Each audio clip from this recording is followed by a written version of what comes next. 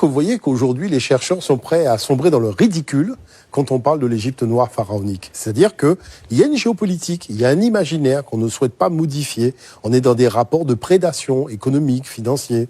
On le voit de plus en plus. Et on a une jeunesse africaine, panafricaine, qui pousse, qui aspire à un avenir nouveau, à des relations nouvelles aussi. Et la chose, c'est que ce passé dérange. Dérange quoi? Le colonialisme.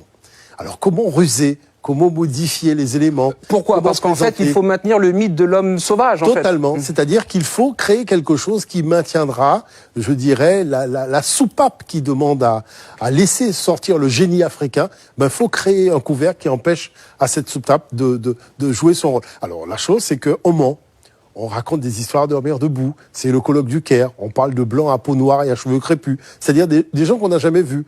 Et pourquoi on fait ça? On fait ça tout simplement parce qu'on est au service de la défense des intérêts du colonialisme. Maintenant, la chose, c'est qu'il y a des éléments probants. Il y a des éléments probants, il y a la recherche, il y a l'ADN, il y a beaucoup de choses qui ont été faites et qui montrent que les Égyptiens anciens étaient des Africains. Et il y a des histoires. Système opératoire qu'il y a de civilisation. Et les systèmes opératoires font preuve d'une immense créativité qui surprend beaucoup les enfants quand il s'agit de faire des calculs.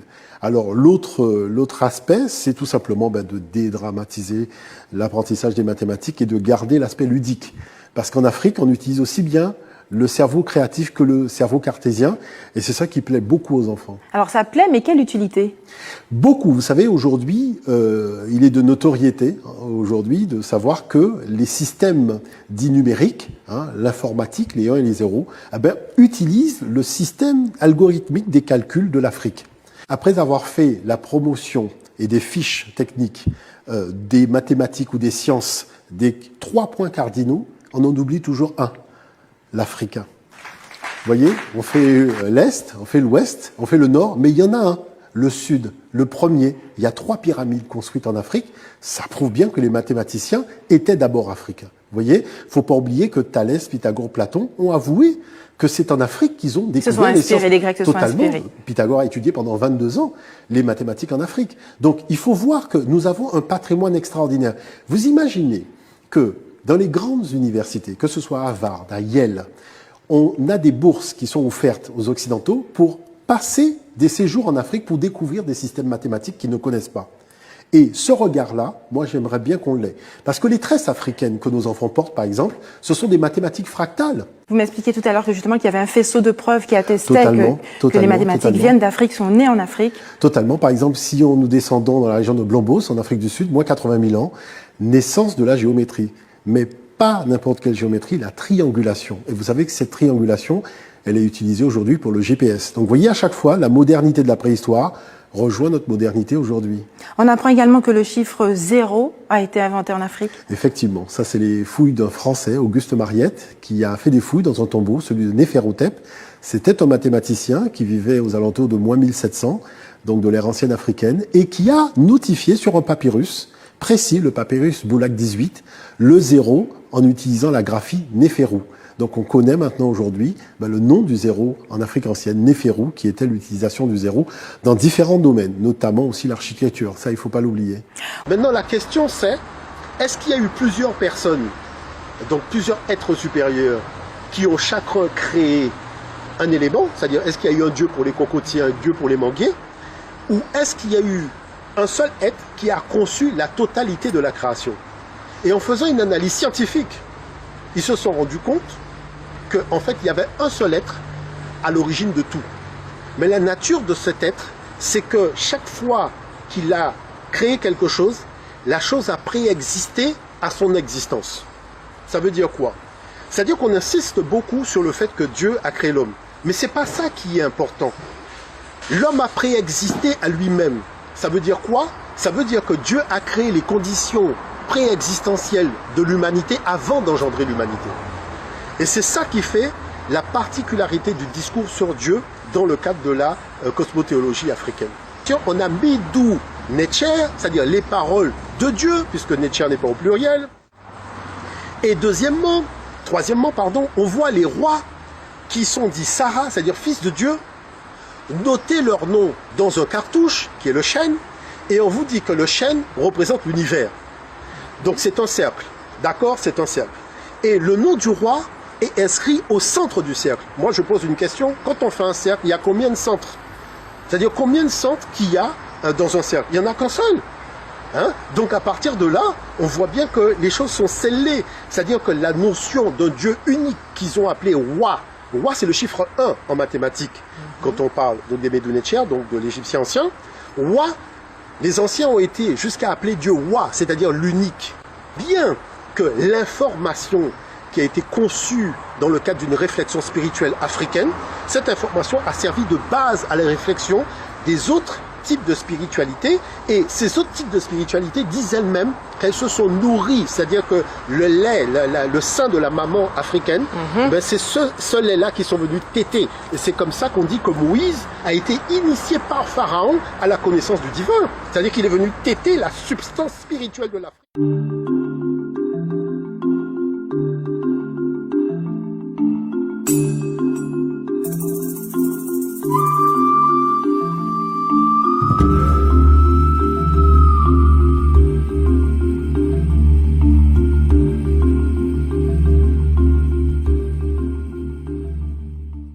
C'est que si les anciens en Afrique ont inventé l'écriture, ils ont forcément donné un nom à ce qu'ils ont inventé. Parce qu'on s'aperçoit que, par exemple, l'Europe, qui n'a pas inventé l'écriture, puisque l'écriture procède des Cananéens, de l'aveu même des historiens européens qui font autorité, je veux parler d'Hérodote ou de Dior de Sicile ou d'autres, ils disent que ce sont des Cananéens, qu'ils appellent des Phéniciens, qui avaient apporté l'écriture à des Noirs qui vivaient en Europe avant l'arrivée des Indo-Européens. Et les Indo-Européens envahisseurs sont arrivés au moment où il y avait cet échange d'informations. C'est pour ça qu'ils disent qu'ils ont appris cette technicité auprès des Pélages. Les Pélages qui étaient déjà là. Et même l'écriture latine n'est pas une invention de la gestation intellectuelle des Indo-Européens. Parce qu'il y avait un peuple qui était déjà là, un peuple négro-africain qu'on appelait les Étrusques. Voyez. Et moi, je veux bien qu'on discute. Mais le problème, c'est qu'on a quand même analysé l'ADN des sépultures des Étrusques, et on a bien vu que cet ADN... Il faut qu'on développe notre économie. Il faut qu'on soit plus solidaire économiquement. Il faut qu'on ait ce sentiment intérieur que la puissance, elle est en nous. Et que là où nous sommes, le territoire que nous avons, nous permet de nous réaliser à l'échelle internationale. On n'a pas de doute à avoir là-dessus. Mais on a plus besoin de nous-mêmes que nous aurions besoin de l'Europe. Et ça, il faut le savoir. Ça, il faut savoir un certain nombre de choses.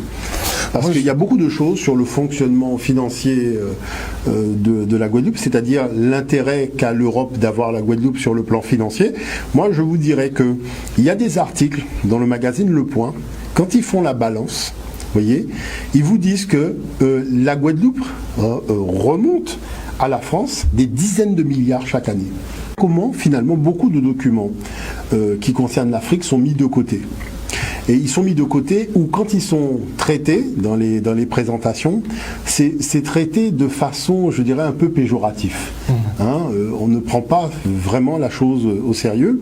Et l'ensemble de la documentation n'est pas traité dans les rencontres grand public, que ce soit au niveau du CNRS, qu'au niveau de certains grands instituts, à Saclay et autres. On se rend compte qu'il y a beaucoup de choses qui ne sont pas dites, parce qu'on veut grandir le prestige de l'Europe en cachant un certain nombre de sources. Or, il faut savoir que quand on fait de la recherche, et ça je le dis pour avoir côtoyé des chercheurs, même des grandes universités américaines et compagnie, on s'intéresse à tout. C'est-à-dire tout ce qui touche l'univers de sa quête intéresse le chercheur d'une façon générale dans tous les domaines. De M. Alain Aspect, à propos notamment des lentilles. Alors c'est vrai, si nous regardons ce document émanant de l'Observatoire de Paris, on nous dit que dès le Moyen-Âge, on fabrique des lentilles de verre pour corriger la vue. Mais ce n'est qu'à la fin du XVIe siècle que la science s'empare de la question des lentilles. L'Italien Giambattista della Porta, 1534-1535 à 1615, publie un ouvrage intitulé Magia Naturalis en 1585, dont une partie est entièrement consacrée à l'optique. Le texte est obscur, mais on y trouve l'explication théorique du fonctionnement de la lunette. Donc c'est principalement à cette période que l'historiographie fait tout simplement apparaître la notion de lentille et la notion de lunette. Sauf que il a existé des lentilles durant l'Antiquité en Afrique.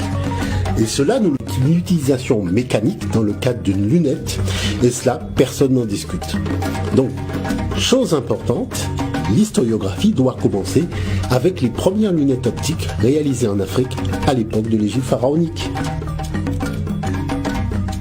Ce sont des corpus qui ont été générés à des états d'aboutissement moderne. C'est-à-dire notre modernité est toujours basée sur ce que l'Afrique a fait.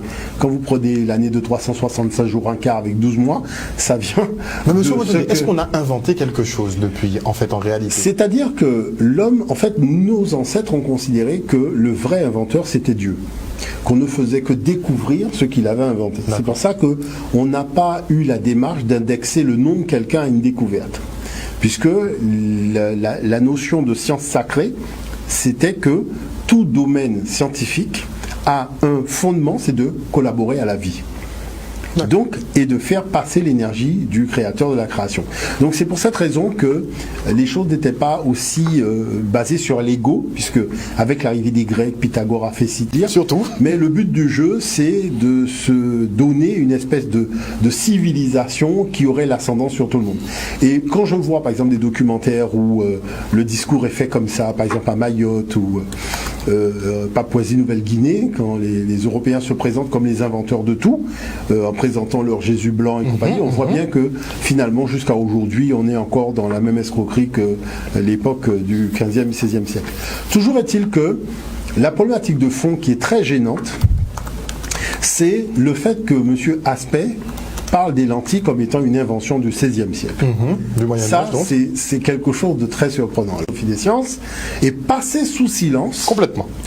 que non seulement on a trouvé des lentilles optiques en Égypte qui remontent à plus de 3000 ans, donc, et en plus, on voit qu'il y avait un mécanisme dans lequel la lentille s'emboîtait pour faire les observations dans les deux sens, c'est-à-dire microscope pour regarder l'infiniment petit et regarder le ciel et les étoiles. Donc, vous voyez que on sous-tend un discours que, bon, c'est des empiristes, ils font de la magie, mais les outils technologiques utilisés sont passés sous silence. Et vous voyez que la chose, elle est quand même assez extraordinaire, c'est-à-dire que si on n'a pas, je dirais, compris la nature du discours scientifique de l'Europe sur l'apparition des connaissances dans l'histoire de l'humanité, eh bien on a du mal à comprendre qu'en fait, on ment. Voilà, c'est-à-dire que la chose passe à côté de la vérité. Et ça, c'est important pour quelqu'un qui s'intéresse à la lumière. Donc ils parlaient d'intermittence déjà. Et quand on regarde les séquences et les couleurs et l'alignement, on voit bien qu'il y a eu une réflexion bien précise qui explique en fait un fondement. C'est comme ça que nos ancêtres sont. C'est-à-dire nos ancêtres, c'est des gens vraiment, ils sont très particuliers. Vous connaissez rien, vous verrez un dessin. Si vous commencez à vous intéresser à la science, vous allez analyser le dessin de façon différente parce que le dessin répond à des lois. Et vous allez voir qu'il y a beaucoup de lois cachées en fait dans le dessin. En fait, c'est un dessin scientifique qui illustrait un discours scientifique. Et qu'à partir du moment où on sait que la lumière n'arrive pas en ligne droite, mais vient par séquence, donc il y a des quantas de lumière, vous voyez, donc c'est pour cette raison que on se retrouve avec ces fleurs de lotus séquencées par couleur. Donc c'est pas un hasard, mais il faut connaître en fait la nature réelle de la lumière. Donc il y a de quoi se poser la question, c'est-à-dire se dire, mais manifestement ils avaient ces notions-là. Il faut savoir que les stèles de l'Égypte pharaonique sont très pertinentes, parce qu'elle nous révèle finalement l'intérêt que portaient les savants et les théologiens de l'Afrique noire pharaonique pour la lumière émanant notamment du disque solaire. Beaucoup de traces de leurs observations, de leur expérience existent encore aujourd'hui, comme par exemple ces rayons solaires gravés sur les parois intérieures du temple de Dendera, donc émanant d'une lucarne. Cette analyse vient du professeur François Doma, où on voit bien qu'il s'agit ici des rayons de solaire pénétrant à l'intérieur d'un temple. Mais il y a eu véritablement une richesse d'analyse qu'il convient de souligner. Tout d'abord, en haut à droite, on a le hiéroglyphe déterminant le mot Seti, darder, rayonner. On a le hiéroglyphe servant à écrire le mot Kra au milieu qui signifie apparaître. Ce signe représente une source lumineuse émettant des ondes sphériques, s'épanouissant dans l'air. Pour cela, je vous invite à voir les propriétés ondulatoires de la lumière, interférence, diffraction de Huygens et de Fresnel. Et nous avons aussi les hiéroglyphes déterminatifs de tous les mots désignant la lumière, notamment la lumière solaire. Et pour cela, on peut voir les propriétés corpusculaires de la lumière de Lucrèce, de Newton et d'Einstein. D'accord? Et sur les lignes inférieures, donc on a différentes peintures désignant le soleil. Donc qu'est-ce qu'on constate? On constate en fait que la représentation de la lumière solaire, donc elle est très intéressante et très pertinente, puisque nous voyons des rayons, nous voyons des paquets de lumière, nous voyons des grains de lumière. Donc il y a là véritablement une expérimentation profonde de l'analyse physique et astrophysique, énergétique aussi, au niveau des fréquences sur la nature réelle de la lumière. Prenons le temps de voir la stèle de la Dame de Tempérette. Elle date de la 22e dynastie, soit nous sommes en 1000. On voit la Dame de Tempérette qui adore Dieu le jour sous le nom de Ré. Donc c'est à partir de ce nom, Ré, qu'on aura le Deus jusqu'au mot Dieu que nous utilisons aujourd'hui. Chose particulière, c'est que lorsque nous prenons le temps d'analyser donc ces rayons qui émanent, cette lumière représentée sous la forme de fleurs, de lotus, qui émanent donc du disque solaire, il y a de quoi être très intrigué, parce que les dessins et les couleurs ne sont pas faits au hasard. Pourquoi? Tout d'abord, nous avons des lignes précises, donc qui montrent que la lumière suit un cheminement, donc qui montrent que la lumière suit un cheminement précis pour arriver jusqu'à nous. Donc on peut évaluer la notion de temps et de distance, ce qu'ils ont fait. Mais ici, il faut noter que si nous prenons les lotus foncés, si nous regardons bien comment ils ont été disposés, eh bien on se rend bien compte qu'ils sont présentés par séquences. Ce sont des séquences de paquets de lumière qui sont représentés ici.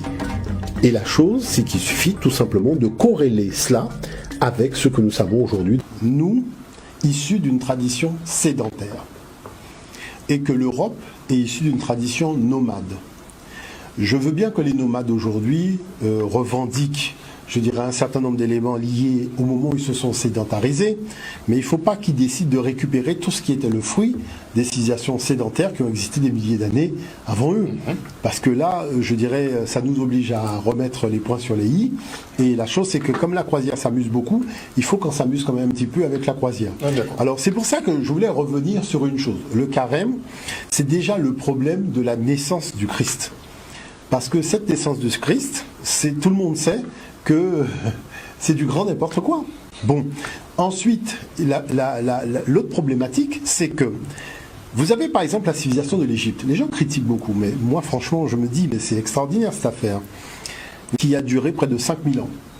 Pendant 5000 ans, elle a toujours cru au même corpus, c'est-à-dire que c'est le même corpus religieux et spirituel qui s'est étalé sur 5000 ans. Quand vous prenez n'importe quelle civilisation occidentale, un coup ils croient en ça, un coup ils croient en ça, un coup ça change, ça rechange, ça change, ça rechange. La mythologie est complexe. C'est-à-dire la Grèce antique, c'est ça, ça n'arrête pas de changer, rechanger. On voit bien les moments où ils sont passés, puisque c'est tellement récent, du polythéisme au monothéisme, et puis c'est un monothéisme en embuscade pour finalement finir sur quelque chose qui est plus proche des valeurs de l'Égypte. Donc à partir de là, c'est vrai que c'est quelque chose de particulier. Même la Rome antique avait le pouvoir, les pleins pouvoirs à ce moment-là. Ce qui s'est passé, c'est qu'il y a eu une réforme à partir de Constantin qui a imposé le Christ à la place de Sol Invictus, donc de Mithra, mais en gardant les dates festives de Mithra. Alors ça pose un problème.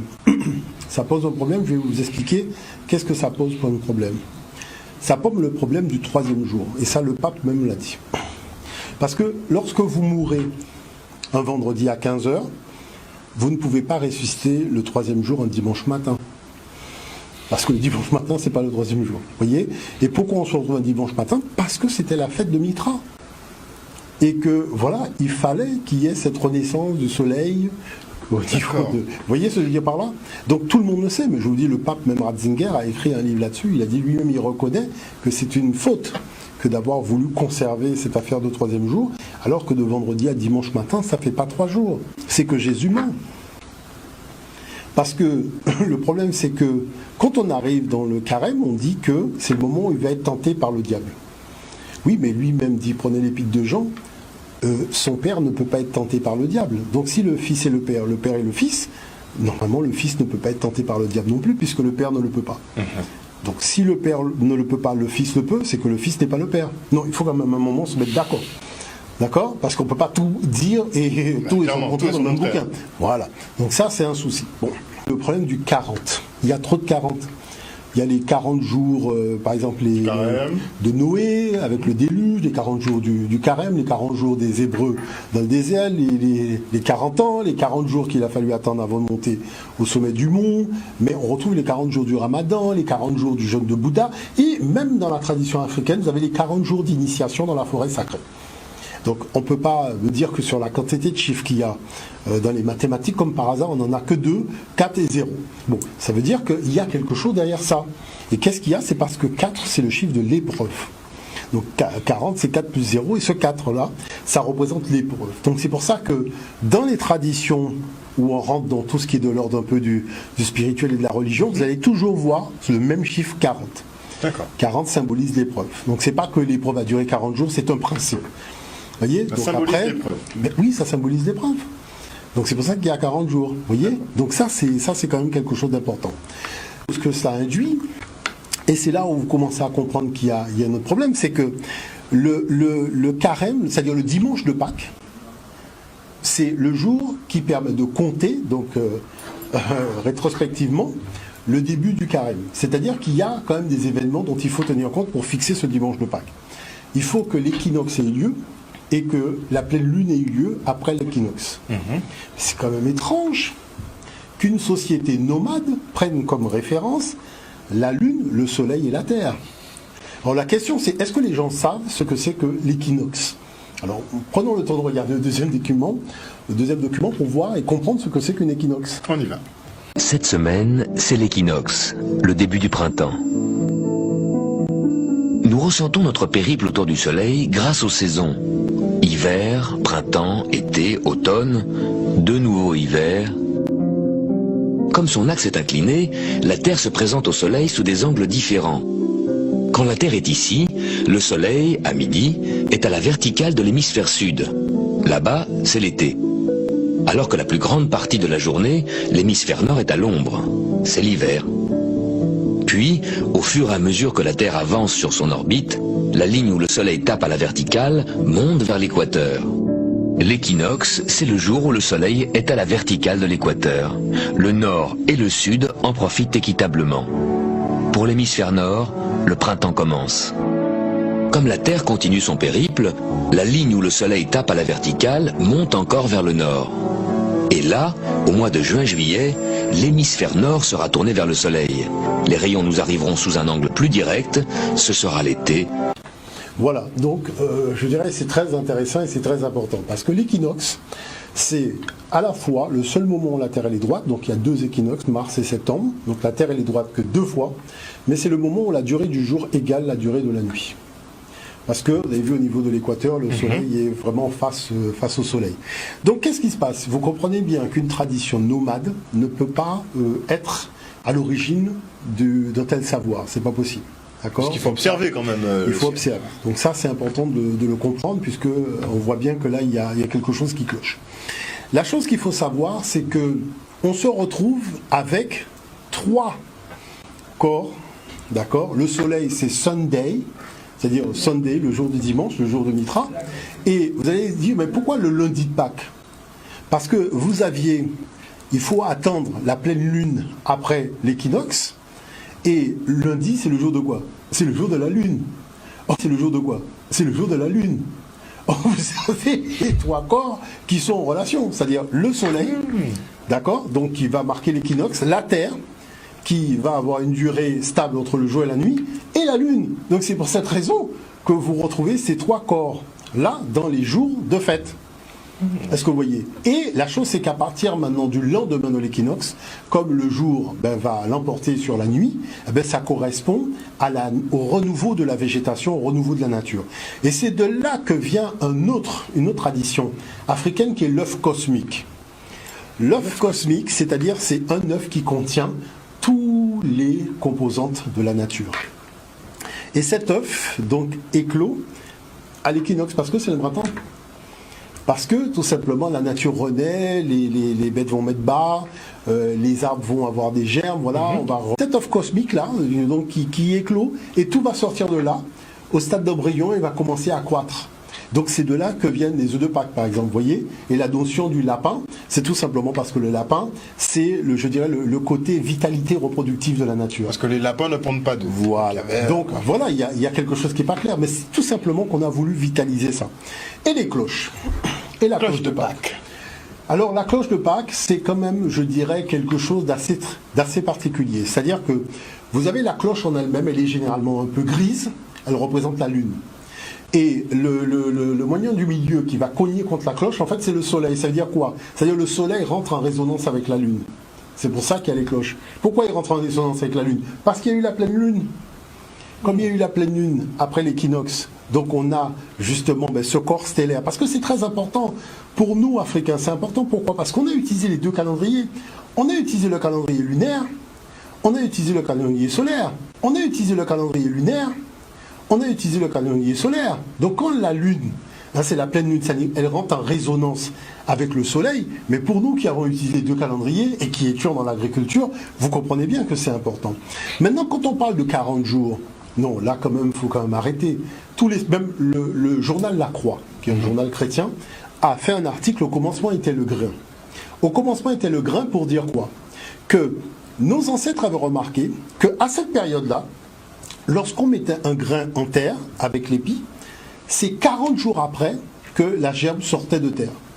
Et durant ces 40 jours, c'était 40 jours d'abstinence, de jeûne et de privation, parce qu'on considérait que ce grain qui représentait le Fils de Dieu, donc était parti en fait, parce qu'il faut voir que cet habitacle qu'est l'épi, c'est ça qui va donner naissance au sarcophage et au cercueil.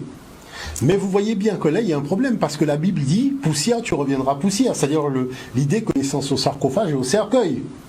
Mais vous voyez bien que là, il y a un problème, parce que la Bible dit « poussière, tu reviendras poussière », c'est-à-dire l'idée que finalement la personne retourne en terre et disparaît dans la terre. Or, l'Afrique dit « non, non, non, non ». C'est comme le grain de blé, avec son épi. On remet en terre, mais il renaît. Donc c'est un retour à la vie lié tout simplement à l'émergence solaire et à l'énergie que donne la Lune, puisqu'on sait que la Lune a une importance très importante au niveau de l'agriculture. Vous voyez ce que je veux dire par là? Donc on voit qu'à partir de là, en fait, on se retrouve avec une tradition qui est totalement une tradition de peuple sédentaire, de peuple agraire. Et ce que nous dit la Rome antique, c'est le moment où ils ont commencé à intégrer dans leur circuit, tout simplement leur cycle de sédentarisation, ils vont commencer à intégrer la tradition africaine au travers de l'agriculture sous la déesse Isis, qui va devenir Cérès, qui va donner le carnaval, donc Carus Navalis, qu'on va finalement